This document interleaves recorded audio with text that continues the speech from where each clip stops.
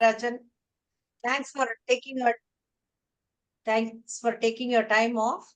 And it's a wonderful area that you've been associated with. I think always the AI has been the talk of the town, and everybody also have a kind of a myth as to what is this all about, and what at every stage of the business, various levels, what is it that is going to get impacted, and how do we contribute to that? Is a kind of a big question in the minds of everybody. And definitely a sincere thanks for taking this time for a business leadership perspective, how you would like to deal with it.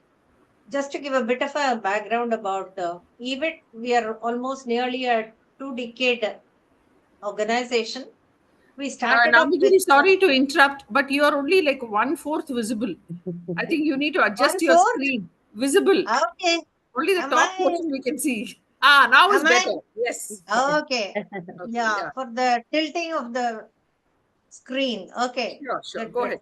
Thank you. Yeah, it was about nearly 2 decades. We have been on this initiative of empowering women in IT. We initially started with increasing the share and sustainability of women at ITs. That is when we started this organization, which is a not for profit organization. But as we mature over a period of time, in about 10 plus years, we could see the participation of women was high, but only sustainable aspect was becoming a challenge. Of course, we do have many programs which would facilitate and all that. And now that is taking a bit of a paradigm shift. And we see many women in the business leadership role, and we are trying to augment more and more because we believe strongly in the D&I, which is an inclusivity and diversity combination of various skills. And that is why we do have various programs to address the technology part, because that keeps changing and we have to keep embracing it. The second is about obviously the health, both the physical and mental health. And third is the work life balance, how everybody has to do a jugglery around both responsibilities on the home front. It is, of course, certainly not specific to any gender, because both genders nowadays have those kind of challenges. And that is briefly the background. And thank you so much for having accepted to speak on this topic, which is going to be really useful for all the participants. Thank you so much. Absolutely. Over to you, Rangarajan. Thank you. Thanks, Navgiri, and thank you, Rajeshwari, for giving the brief introduction that you did. And Yeah. really happy to know a lot about EVIT. I really didn't know it was a 2 decade organization now. I really didn't know about it. So, I mean, I think you guys have come a long way from here. I think this is the prime time when now we see a lot of women in the leadership. We are going to see it's going to be an increasing trend from here. So that's something that really happy to know about. So yeah, I mean, so Saturday evening there are quite a lot of people joining in. That itself is a great sign that we have a good traction for the particular topic that we have chosen today. Everyone talks about AI now. There is nothing without AI. Right from the toothpaste that we buy to the SaaS products that we use, everything talks about AI. So this particular session is not just going to be about AI in general, or it's going to be specifically about how AI can be used by business leaders to be incorporated within their current workflow within the organization. Yeah. So how we can So I adopt want to, AI. sorry, Ranga. So I want to give a short introduction about you to the team here so that we set the context. So Rangarajan Nallappa, also known as Ranga, is an accomplished marketing leader with over 13 years of experience driving strategic growth and innovation across B2B and SaaS industries. Known for building high performing marketing functions from the ground up, he has held pivotal roles at organizations like IOPEX, where he spearheaded all marketing initiatives, and at Animaker, where he currently leads the marketing initiatives for two of their products. A firm believer in leveraging technology to transform business outcomes, Ranga has a proven track record of integrating cutting edge tools, including AI, into marketing strategies to deliver measurable impact. His expertise spans product positioning, demand generation, and building data driven marketing systems tailored for global markets. An engaging speaker and thought leader, Ranga has been invited to share his insights on AI and marketing innovation at prestigious platforms across, including at the Institute of Venture Building. His deep understanding of AI's potential to reshape industries makes him uniquely equipped to guide business leaders on their adoption and driving growth and efficiency. Warm welcome to you, Ranga. We really hope to have a very vibrant discussion with you today. Yeah. Really, thank you so much, Rajesh. Thank you on that. So yeah, I think we have people joining in.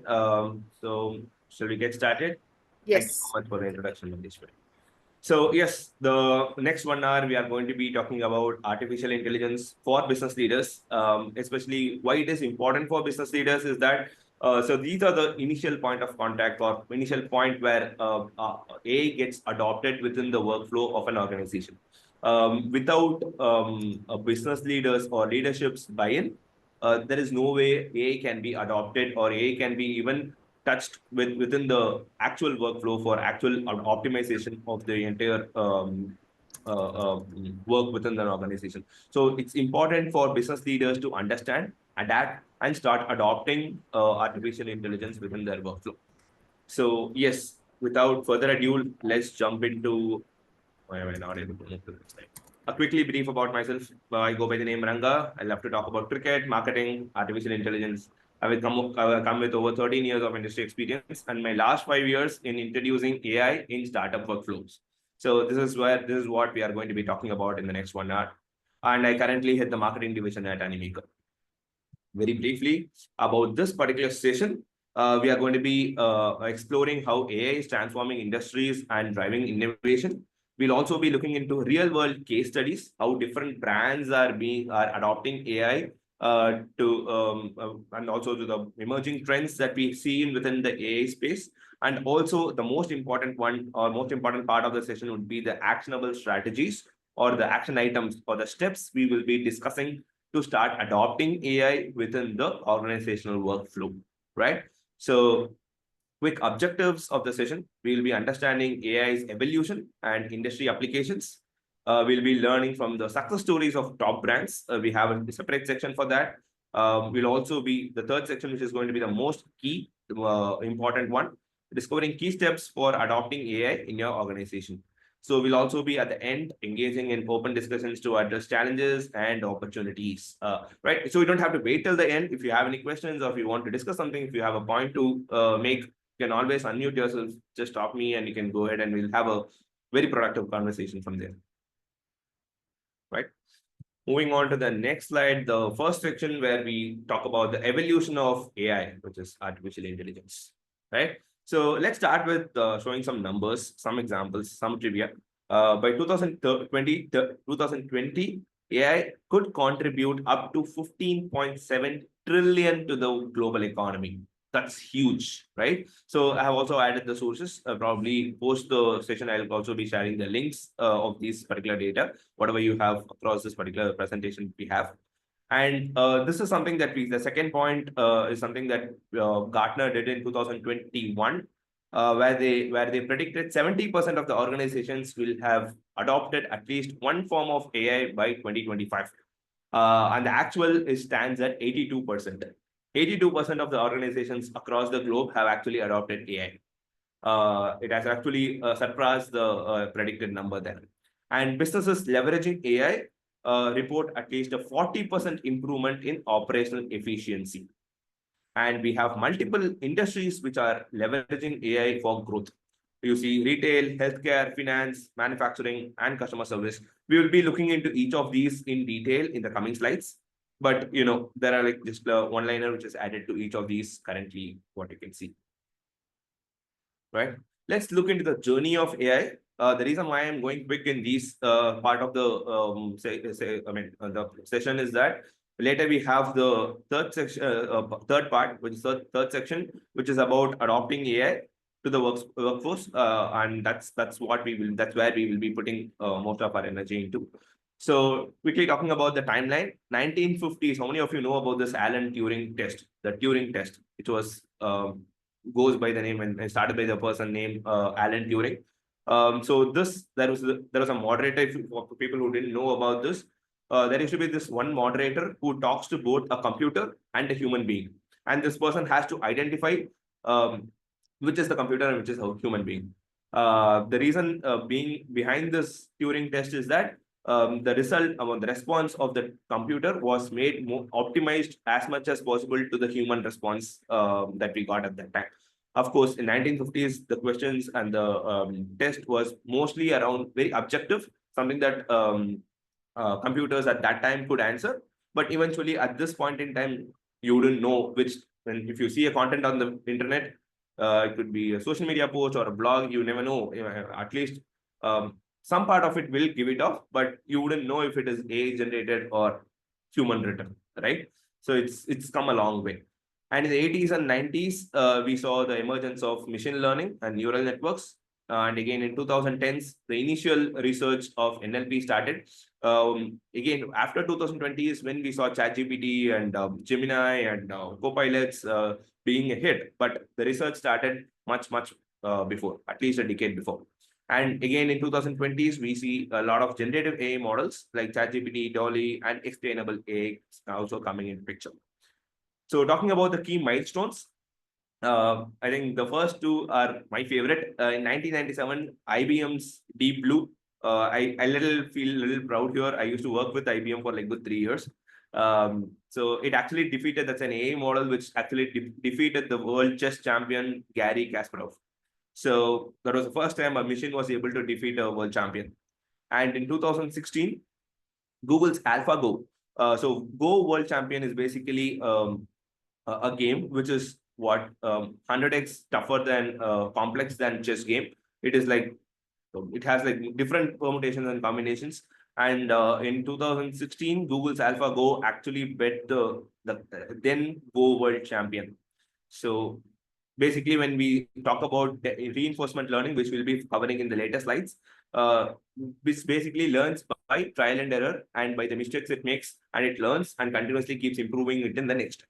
So that's what reinforcement learning means. And 2020, we saw ChatGPT evolution happen. The 3 got released. ChatGPT 3, advanced learning generation capabilities was introduced to everyone in the world. It was spread across the world. And that's where AI actually created a huge revolution. And at present, we have ChatGPT 4 and other models, which is continuing to redefine the human AI collaboration. So what makes AI possible today? So we talk about a lot of capabilities of AI and the responses it gives, but what makes it possible right now? There are 3 major things that actually stands, which is the environment, the infrastructure, and the platform, right? So the key enablers of AI advancement include data explosion. So over 2.5 quintillion bytes of data are generated every day. So this is the kind of data which fuels the AI algorithms, right? So think of it every second, the kind of data that everyone is producing and generating in the internet. That's the kind of data being used to learn, train these AI models and fueling these algorithms.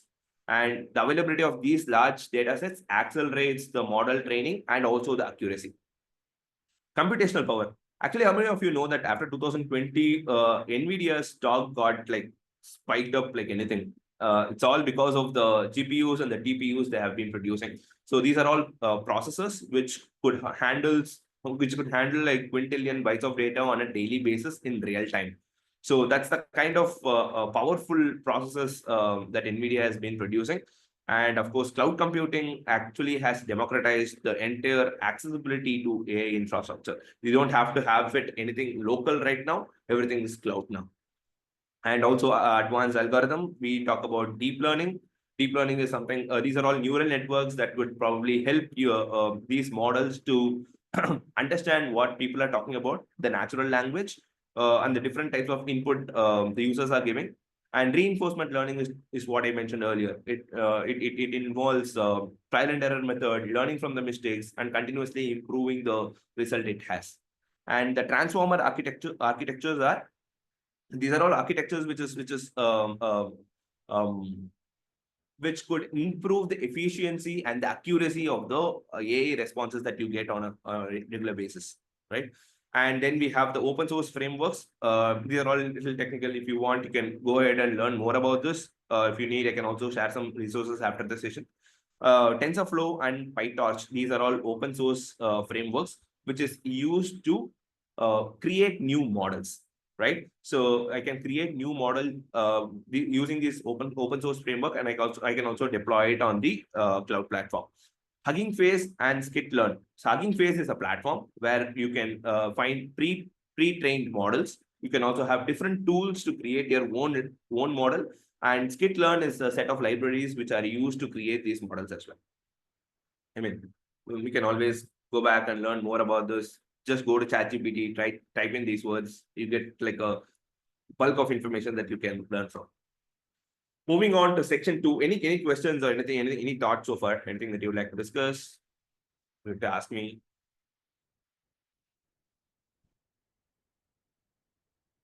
All good? Good. So getting into, sorry, Sunita, yes, perfect. Good.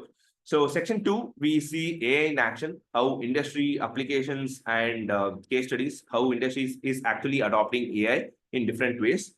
In different industries, we'll be looking a little deeper into it. We start with retail.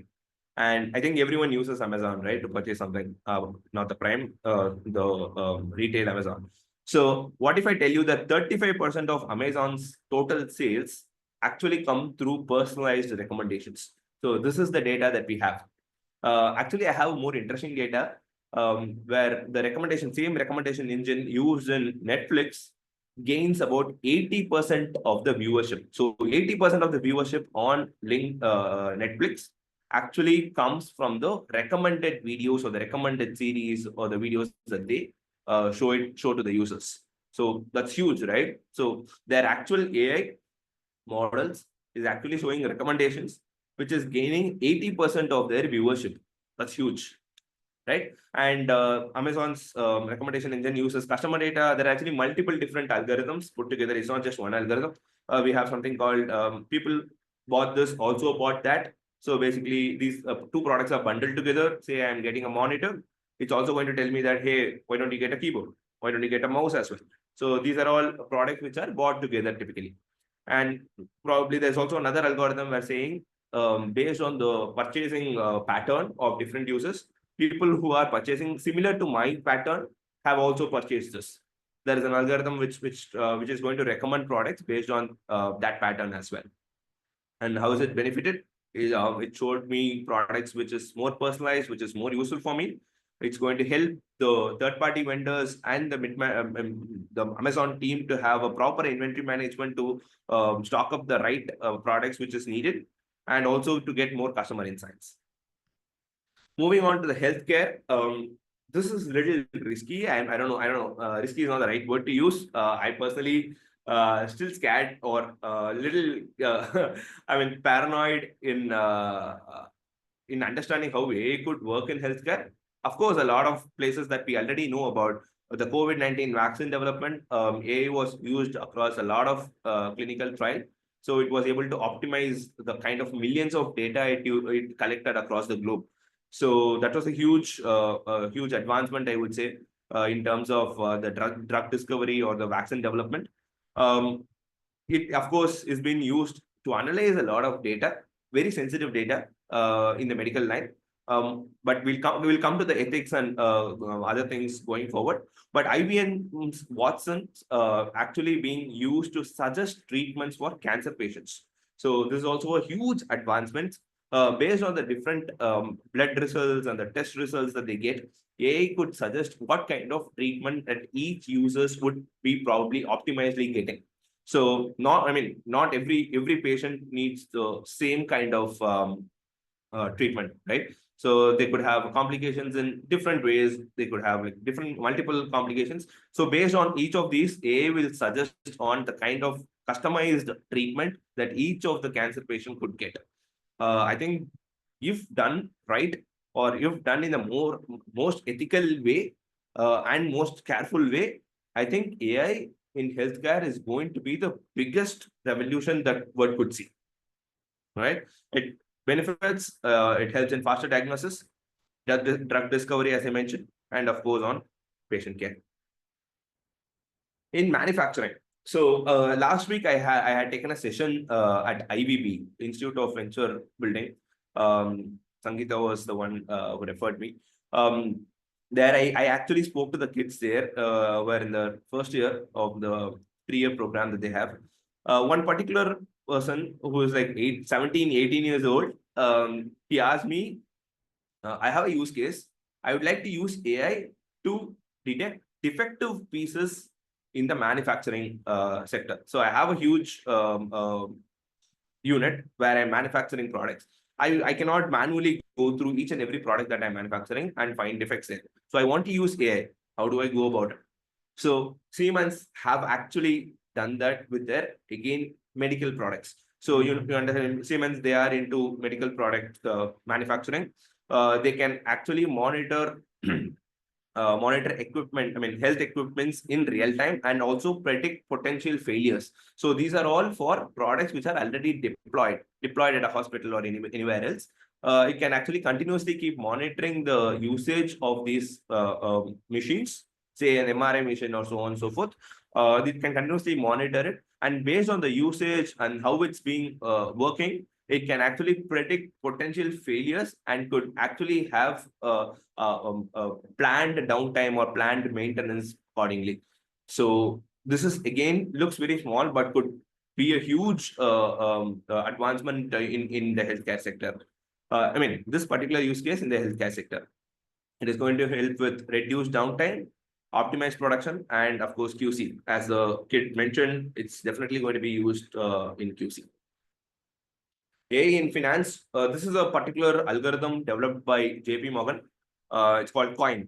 It's called contract intelligence. So these people, the big four, I would say, any consulting firm or any such companies will have millions of documents to be processed on a daily basis. It could be legal documents, it could be renewals, it could be all different kinds of forms that they need to be analyzing or understanding on a daily basis. So AI is being used here. There is one component of AI called computer vision, which could actually read through even the just an image, a photo taken of a paper. So you can understand each and every text available there. So it can actually help detect the frauds if there is any. It can reduce, it can manage the risks and also automate the entire process of document processing. So yeah, we are moving to section 3. Those are some examples. We definitely have a lot more in different industries. Of course, I can talk about my own company, how we are leveraging AI. And of course, in SaaS as an industry, we see the maximum adoption of AI within this particular space, right? So anything that you would like to add, some use cases that you have come across, something that you feel really interesting, you'd like to share?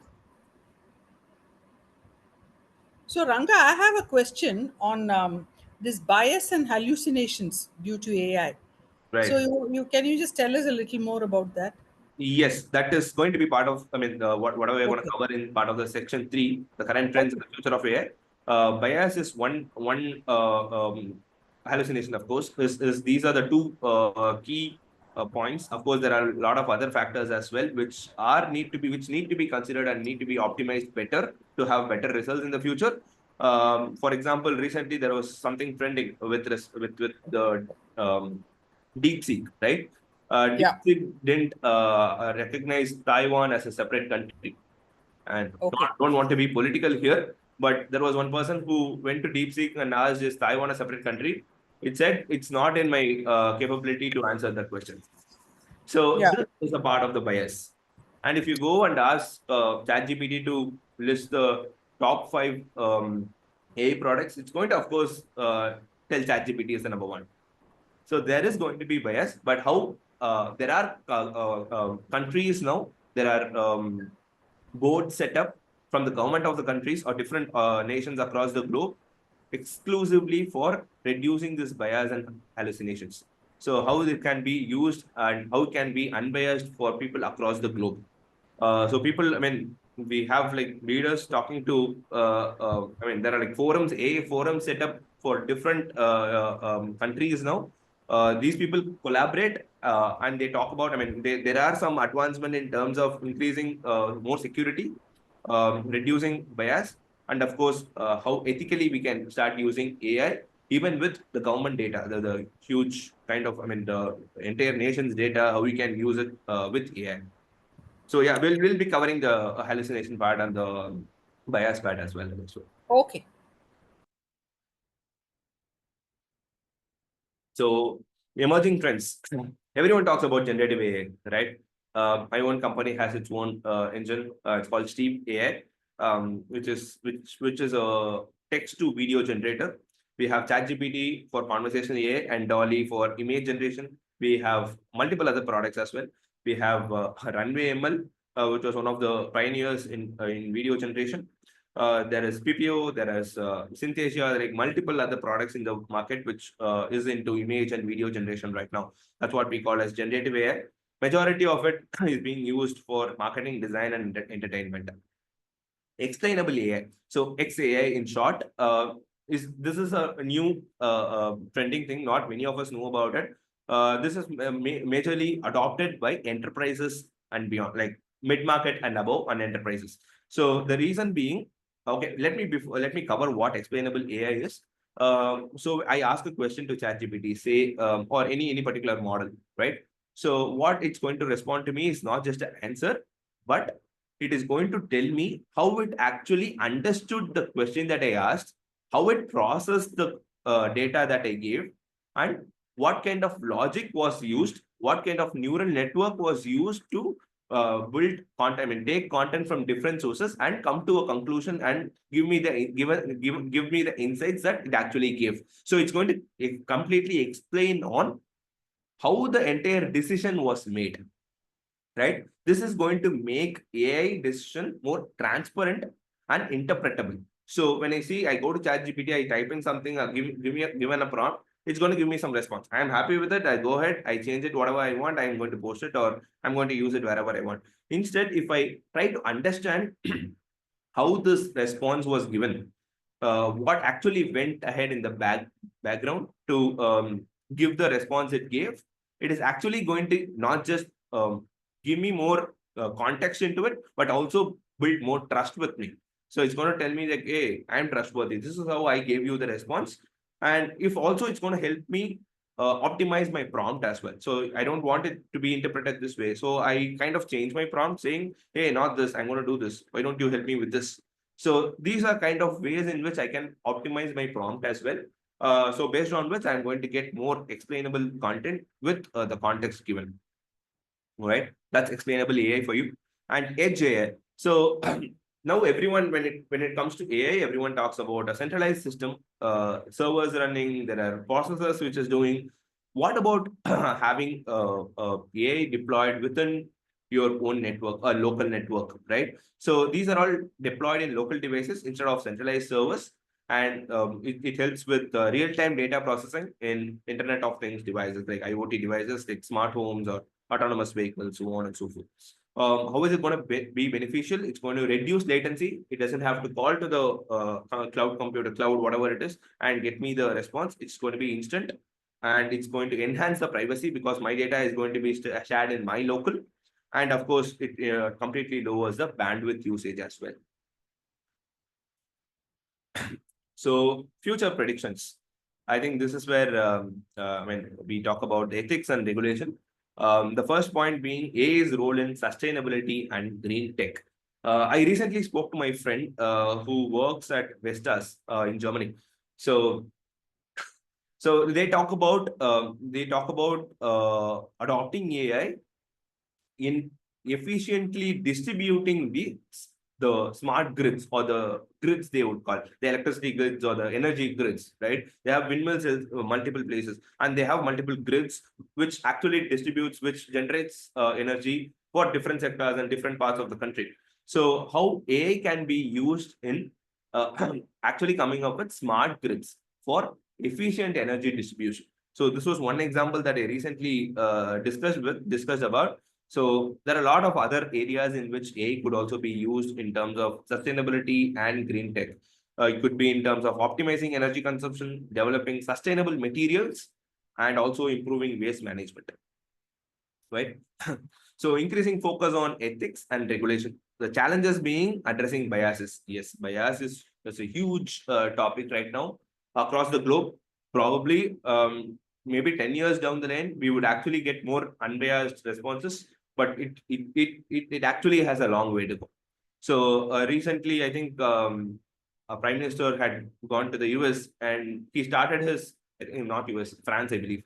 France, he started his talk by quoting a particular example where he says, I asked AI, different AI models, to generate an image of a person writing in left hand, right?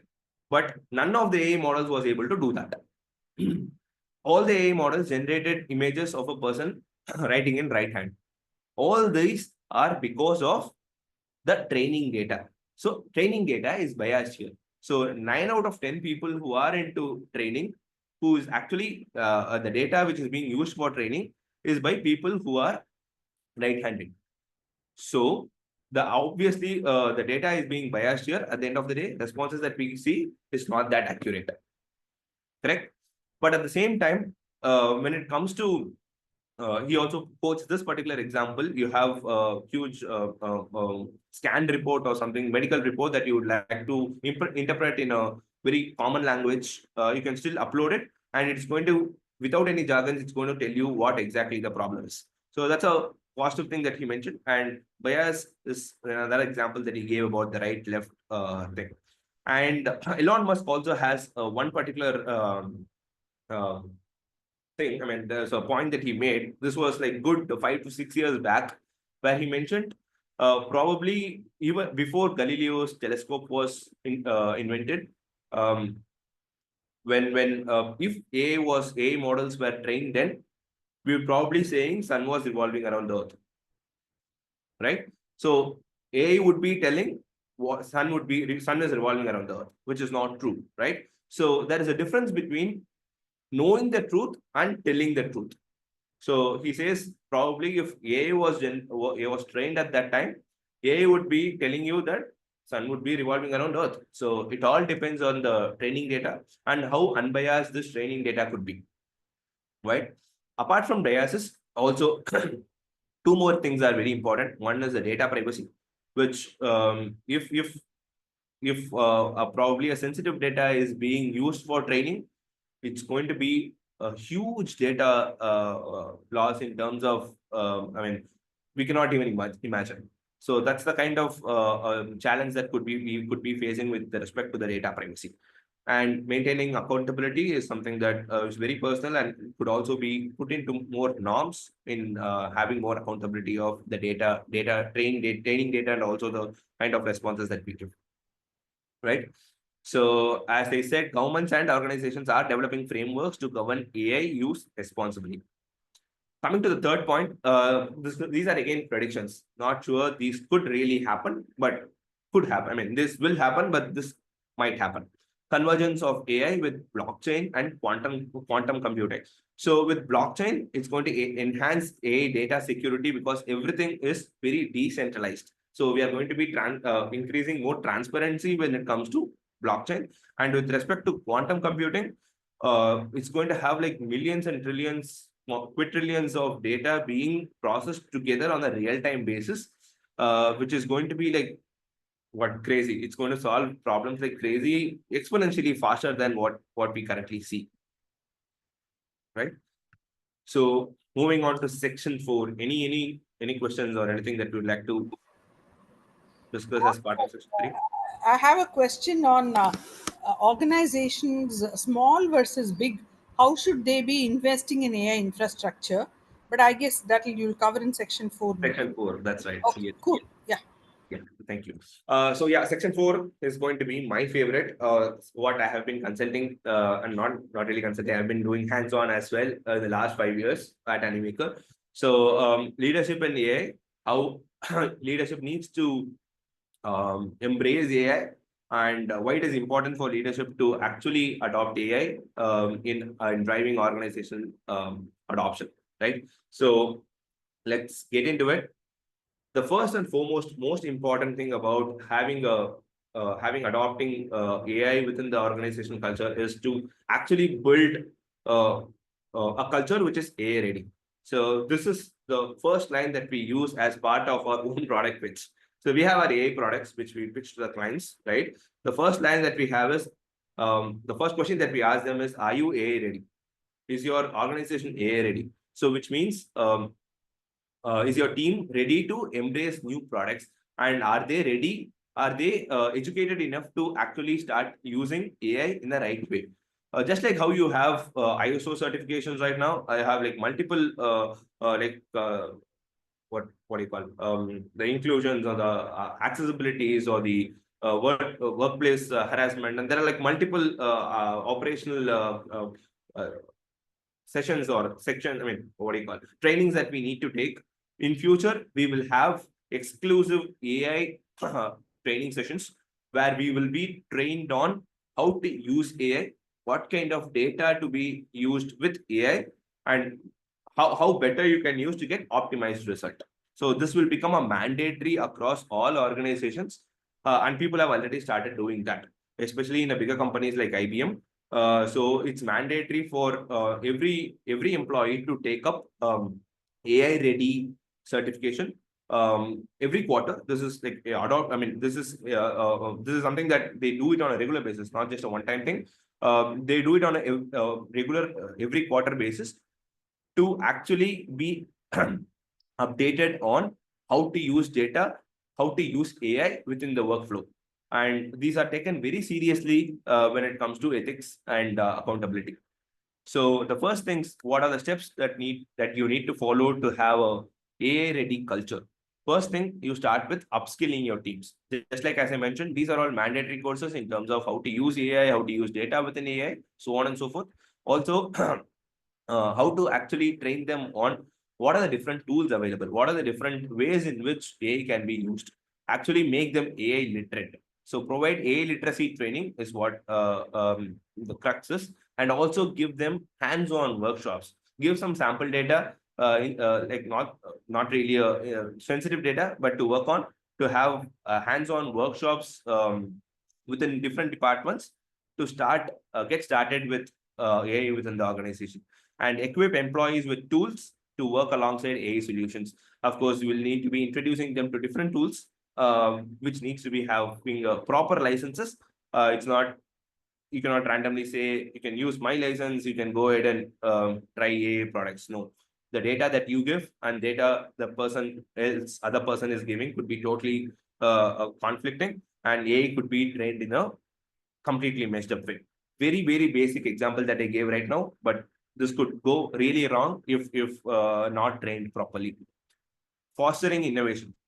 So how do you foster innovation? So you not just start with decentralized, or you don't have like a separate teams working on AI, but you actually create a cross-functional collaboration to identify AI opportunities. Probably say I'm into marketing, but I could have multiple use cases of AI for customer support, right? So my people who are, I mean, my users who are coming in, they are coming and chatting with my customer support team. I could have like multiple use cases that my support team can use AI for, to increasing the satisfaction rate and so on and so forth, the KPIs. So this could be achieved by encouraging cross-functional collaboration within multiple departments and teams, right? And we need to also create a forum or an open environment where they can just come and share new ideas and exploring new use cases. And once you do that, you start with having small pilot projects. So within each of these departments, you can have like small pilot projects. You can also have multiple departments coming together and running these small pilot projects. And it is also important, how do you run this pilot project or the experiments, right? So you need to create a mindset of learning from failures and refining strategies. As a member of leadership team, someone who is from the leadership team should give the employees some space for failures as well. AI is not going to be a hit immediately. These experiments, not everything is going to be a hit. To give you a data, personally, 9 out of 10 experiments fail in using AI in the most optimal way. Only 1 out of 10 will be a success. And one out of 10 could stand alone by itself, increase the optimal overall efficiency of the organization by close to 40-50%. It's capable in that much, I mean, that way. but you will have a lot of failures to start with, and we need to be learning from these failures and refining our strategies accordingly. Right. So what Microsoft did is, just like as I mentioned, IBM mandatory training is being deployed. We have Microsoft AI-driven transformation. This started way back in 2016. Right. They invested in training employees across all levels of AI tools and capabilities, incorporated AI into product development, operations, and customer engagement. These are multiple. When I say customer engagement, it includes support, CSMs, or the sales and marketing, all the customer-facing teams, the operations and the development team as well. This actually resulted in improved efficiency and innovation across organizations just by training them, just by making their employees AI literate. They were able to I mean, and have some collaboration, cross-functional collaboration, and running small experiments and picking up those experiments which was a success, and implementing them in actual workflow resulted in improved efficiency and innovation. This was across the organization, right? So how do you manage ethical concerns? So of course, this is going to be a huge concern when it comes to actually implementing AI as part of your workflow, organizational workflow. There are a lot of considerations that we need to make. It's always better to have a consultant or a third party AI companies. There are a lot of AI consulting companies nowadays, which will actually come and set the entire process for you. Not just a process, it could also involve certain certifications, certain tests that they need to take, and how to use the data, how to use AI, and for which purpose, and what expected results could be done from them. Otherwise, without being AI literate, it's going to be a lot of waste of time. Just experimenting and playing around is not really going to be useful. It's going to give results which will blow your mind, but definitely not going to be useful in terms of actually improving or optimizing your workflow. Right. So bias, as I said, ensures ensure data sets are representative and models are test for fairness. So basically, you don't go about with the entire data set immediately. You start with small data sets, have samples, and try to see if there is a bias.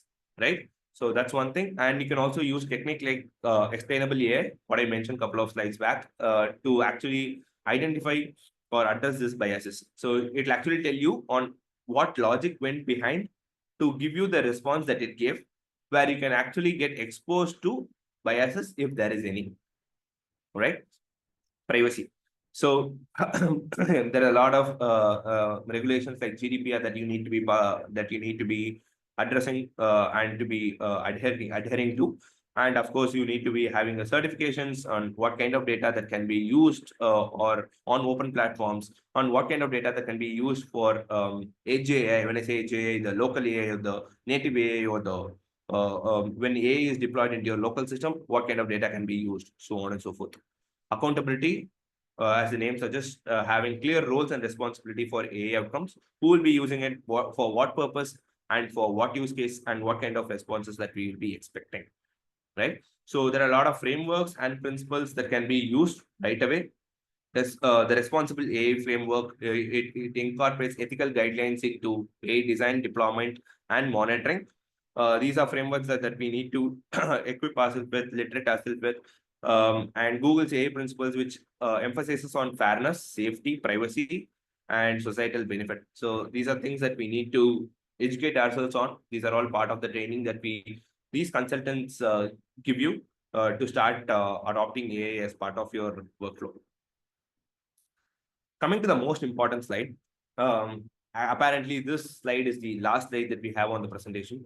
The reason why I wanted to finish on a high, or keep the most important slide at the last is, I don't want to kind of dilute the discussion, dilute the content after we complete the slide, but I want to end it here and then leave our space to open discussions and conversation, where we can probably discuss more on these items. We can go about implementing AI within our current organization, right? So getting into it, steps for AI adoption. Again, reiterating the most important slide of the presentation, right? The key steps for successful AI adoption. Start with pilot projects. What we already saw, start with small experiments, start with pilot projects, well-defined projects. When I say well-defined, it should have an objective, it should have an expected result, it should have specific KPIs, right? You need to be testing out feasibility and also the value it gives. For example, the automating the repetitive task in customer service. I'll give you an example of what we did at Animaker. So we used AI to understand. See, before that, the context here is that we have millions of users. We have about 26 million users currently on Animaker platform across the 5 products. This is the kind of data, and we have about 10% of these users reaching out to our customer service on a regular basis. So you can kind of imagine the volume of data that could go in, right? These are all queries that users are asking about the product, right? So most of which, about, I don't know the percentage, most of which are repetitive questions. So we trained our AI model in such a way that it understands the questions that users are asking. You see a lot of chatbots, right? So you have a chatbot, you type in your question, it's going to suggest some answers and so on and so forth. We customize it, we trained it in such a way that it understands the questions the customers are asking.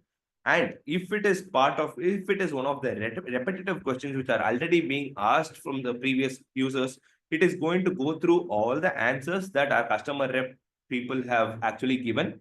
And based on those answers, it is going to directly give the answer to the particular user. Okay. So by this, what did we achieve?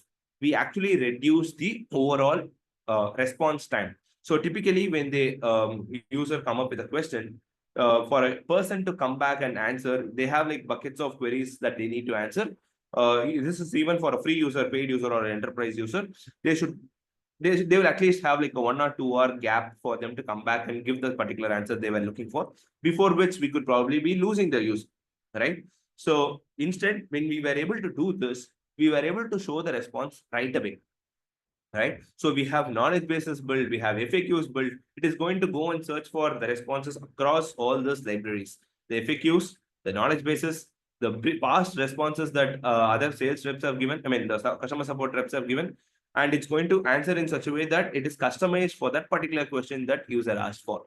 So by this way, the KPI, I mean, the metric that we looked into was very small, which is the response time.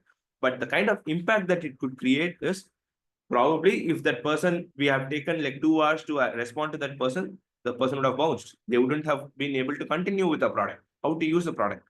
Instead, since they got the response immediately, they went ahead, used the product, and also purchased the product by paying, by using the card, right? So this could increase your sales. Overall, you see a easily good to 20 to 30% increase in efficiency in different KPIs. So when you are coming up with these pilot projects, make sure you define the KPIs, you define the objectives, and what I'm going to achieve through this, right? So that is part of our second point, setting clear goals. You need to be defining measurable objectives along with business priorities. So your KPIs could be a business level KPI, business level metric, such as reducing operational cost by 20%. It could be as big as that, or it could be as small as specific as what I mentioned, increasing or reducing the response time by our customer support people to our users, right? Third point is again very important, especially for people who are at ground zero with respect to AI implementation in the organization. It's very important to collaborate with AI vendors or consultant to leverage external expertise, or they actually come with a lot of expertise. They have a framework. They have it's not completely evolved, I would say, because AI is still in the early stage. They are evolving on as we speak. They can actually help you with implementation, scaling, and a lot of experiment. The certifications that you need to be doing as part of implementing AI, right? You can also partner with specialized AI firms for tailored solutions. You don't have to build these models, or you don't have to train it by yourself. You can always you can always partner with some AI specialized firm to give you a tailored solution. As simple as that. And the most important fourth point is measuring the ROI. So and going back to the same example that I gave, you need to be tracking the key performance indicators. When I said initially the response time was 2 hours, it was brought down to 10 minutes It was as low as 10 minutes to evaluate the outcome. So basically, we were able to track the KPIs that we were set that was set towards the response time. We were evaluating it prior to the model implementation, AI implementation, and post AI implementation. And this is the kind of response, or this is the kind of impact that it was able to create. And we also need to be looking at how are we going to scale this up? How are we going to have it across broader functions or geographies? This could be a small function that we start. Small customer support is one small function we started experimenting with. We started seeing impact. We started probably looking into how we can use that for product development as well. See, one of the other key things I would probably say as an example is how we use ChatGPT to understand users' videos. So basically, users there's a video editing tool. Users are uploading their video to edit, right? So of course there will be the list of terms and conditions they will be going through. They should be signing it. Only past that, that videos can be given to AI or AI model, and trying to understand what kind of videos they are, right? What is actually being said as part of the video. We'll be transcribing it, trying to understand the emotion behind the video, what is conveyed as part of the video, and categorize it based on whether it is a marketing video or a podcast video or a webinar video, or could be a screen recording. Is it an ad video or promotional video, so on and so forth, based on which AI is going to automatically add editing elements to it. So it could be like adding a B-roll, could be adding subtitles, adding emojis, adding GIFs in between, so on and so forth. So all this can be completely automated based on the kind of data that our AI models are giving. So yeah, that was another example that we used AI for, and we were able to see we were able to scale up for multiple divisions. The reason why I brought that example is that we started with customer support, we moved into product development, and there are multiple other use cases we are using AI for with respect to the marketing team as well. So yes, that's about it. Coming to the last slide. Any questions? Need not be questions. It could be something that you like. No, no questions, but I definitely would like to share something here, Ranga. We, at least from the project management team in our organization, we have started adopting AI to take specifically to send action items and all that at the end of the call. So typically, we use Copilot because we are tied up with Microsoft. So we use Copilot for it. What we do is we use a transcript, put it in Copilot and say that, please give us the notes and action items and all that. The time which previously it used to take a lot of time wherein you need to sit and, note down all the action points, but it's made our life so easy that as soon as the meeting is over, in the next 5 minutes, the action items and everything goes off to everyone. So that's kind of, it is actually reduced the time taken to do that, and tracking that with the putting that in smart sheets and then tracking it also has become much more easier. So it's actually made our lives easy. So absolutely. just There are wanted like to share that. products, right? Absolutely, that's very good use case. I have personally been a beneficial of such products. I use Otter.ai. It automatically joins the meeting that we are part of. It's of course Yeah. going to be a part of the entire meeting, try to understand it, transcribe it, and also give you the complete MOM. It's going to show these are the different items we spoke. This is the person that spoke about this, and these are the different action items assigned for this particular person. It's going to give a complete report on what went on during the session. Absolutely. Anyone, any ideas that you'd like to probably discuss? Open to it. I love talking. I love ideating. I love talking new ideas. So if you have something, we can probably build and keep ideating on that.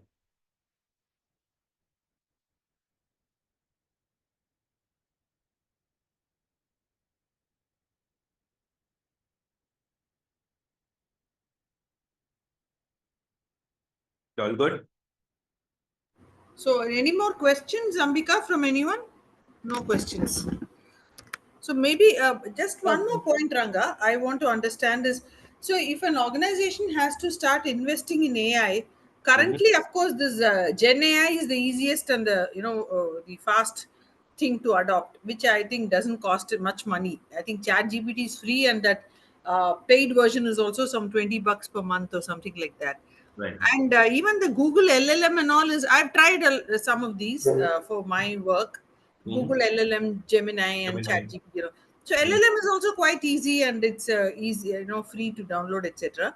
Now, beyond Gen AI, if a company has to invest in AI infrastructure, what would it be for a small company, and maybe what would it be for a large organization? For smaller companies, I wouldn't suggest actually investing in infrastructure as such. It's better to have third-party partnerships in terms of using different LLMs or NLPs that you mentioned. It's better to start using AI, adopting AI in different workflows based on this, and not actually invest in infrastructure as such. Basically, not having a research team, not having a servers, not having models developed, not having training data to be done, not having actual time and resources put into training. So these are things that actually our bigger companies are doing. They are developing their own models. As I actually covered in one of the slides, there are like multiple frameworks and platforms and libraries which are used to create your own models. So which I wouldn't suggest for smaller companies to do. I think, as you mentioned, ChatGPT is quite cost efficient. Likewise, you have your co-pilots and your Geminis, which is actually sufficient for any of the smaller companies to start adopting right away. But if you insist on having your own models trained exclusively on your data, you have a lot of frameworks and platforms which where you can probably have adopt certain libraries which comes with pre-trained models. These are all trained based with like basic data. On top of which, you can also create complete. I mean, you can train these models in your own way, with your own data. But it is going to involve a lot of resources, lot of training. But what people confuse right now in this environment currently in this space is that when they go to ChatGPT, they talk about something. Probably they could be trash talking their competitors, and they think that they have trained the data, trained the model on against the particular product. No, that's definitely not going to happen. That is the whatever training that they think they did is very negligible to the kind of data on a real-time basis that these LLMs are getting. So there is no way that you can actually, with the resources that you have, the time that you have, or the kind of training data access that we have, it is impossible to train these models. And that's exactly why DeepSeek actually started making noise by itself. This is open source. DeepSeek can be it's an open source LLM where you can have a part of it. You can build on top of it. You can your product, product team or the engineering team can create a wrapper around it and customize it as much as you want. Put in your own data, train a part of it, and use it exclusively for your organization. Okay, thanks, Ranga. That really helps. That's all Thanks, from my Ranga. side in terms of questions. Yeah, please. Yeah, thanks, Raji. So sorry, I think we are over the time, but maybe we can take this as a separate topic altogether. But uh, definitely, we would want to touch upon the security aspect of, obviously with the Gen AI and with artificial intelligence coming in, there is a huge risk factor, which is, the so-called risk factor, which is foreseen. So I would definitely like to, maybe you can touch upon it now, but we can also have a separate session on this. Definitely, I know there's definitely. going to be a lot to talk about, but Mm. if you can touch upon it at least to some extent, it'll be helpful, Ranga. Definitely. And that's why when I said, as you have these ISO trainings right now, when we didn't have like any standardization, maybe like 50 years back, we were in a very similar space when it comes to workplace operations itself. So that's when these trainings were put together to have a set of rules that needs to be followed on certain cases and scenarios.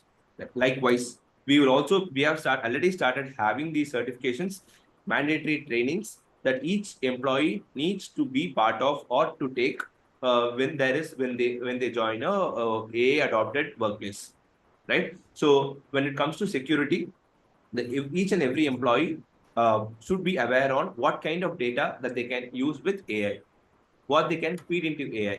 So there are different kinds of AI that each of the organization can take. Probably one startup could have access to ChatGPT and Gemini, leave them leave them open to all their employees, so on and so forth. But when you have like a bigger organization, you are restricted to these models. You do not have access to these models. They might only have edge AI. When I say edge AI, which is AI deployed in their local service or native servers. So where the entire data, whatever data they are uploading, is going to be local to them. It's not going to be centralized. It's not going to be used by anyone else. So the data security is much more there, right? And the bandwidth is also much lesser, and you have less latency, so on and so forth. So certain organizations have certifications and mandatory trainings to train the employees on what kind of data they can use for different AI models. When it is edge AI, these are the data that you can use. If it's an open source or open public LLM that you are using, you are restricted to use certain number of data or certain type of data. So this is actually now been given a structure to it, being part of the mandatory trainings that organizations usually give. But still, I would say it is in a very early stage. Um, um, Especially with startups and SMBs, and even most of the mid market, they have not adopted. They do not know how to do it. They are not AI literate. So that's why these consultants and vendors come in, where they train the entire organization, starting from the leadership. Especially, it's important to have leadership being AI trained, right? So they should know the risks involved, what kind of data will be exposing to AI, and of course, what are the benefits it gives as well. So based on this, they can customize the AI solution implementation within their workflow. Thank you, Ranga. Any more questions?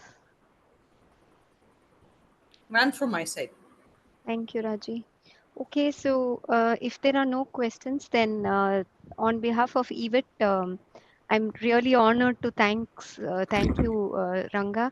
Pleasure. It was a wonderful session. Definitely we have, like, you have thrown light on artificial intelligence and how it's going to change the future.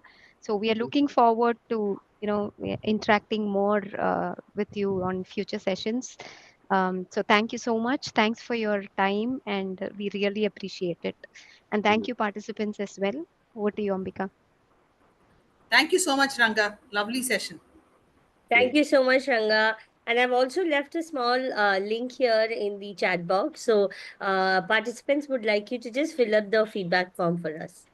Thank you. Thank you. We'll be in touch, Ranga. Thank you. Thanks everyone. Thanks, Thanks for Ranga. joining. Thank Yeah. you. Thank you, Bye. team. Thank you Bye. all. Bye.